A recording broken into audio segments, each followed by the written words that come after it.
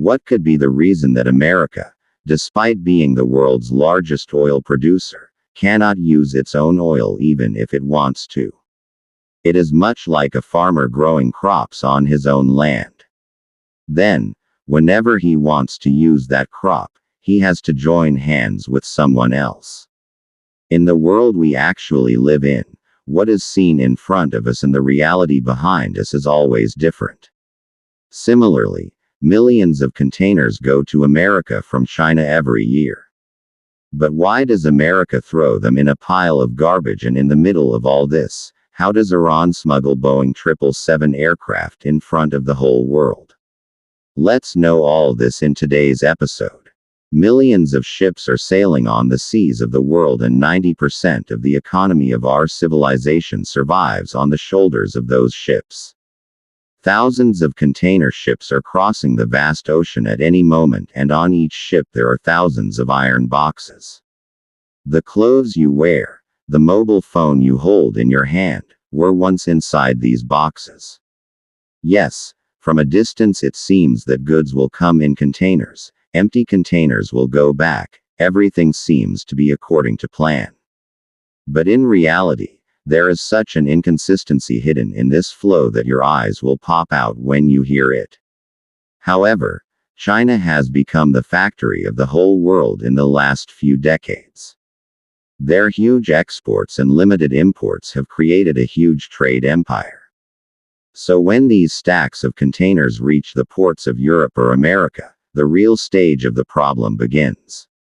The business profits of all European countries combined are very small compared to China. And in the case of America, the picture is even different. This country, the world's largest consumer, imports a lot, but exports very little. As a result, 40% of the containers that come from China return back filled with goods.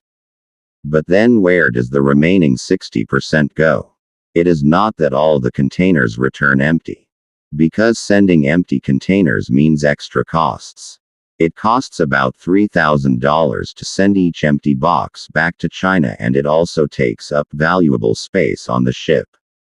But a full container could generate millions of dollars. Even China can make a new container in its own country for just $2,000. So they don't feel the need to send old boxes back. The result is that many new containers are made every year. But they lie rusting in the ports and around the cities of the old country. Some buy them and build cheap warehouses and small houses. Some melt them down and extract steel from them. But a large part of them remains unused. These rusting mountains of iron are a silent sign of the inconsistency of world trade. On the other side of this global trade lies the secret of American oil. The country today extracts the most oil in the world. But they cannot fully utilize their own oil. The first reason is the nature of the oil. The oil extracted from American soil is light and thin, which is called light crude. But most of the country's refineries are built to refine heavy and dense oil. Once upon a time, America used to import heavy oil from Mexico and Venezuela. Accordingly, the equipment was also built there.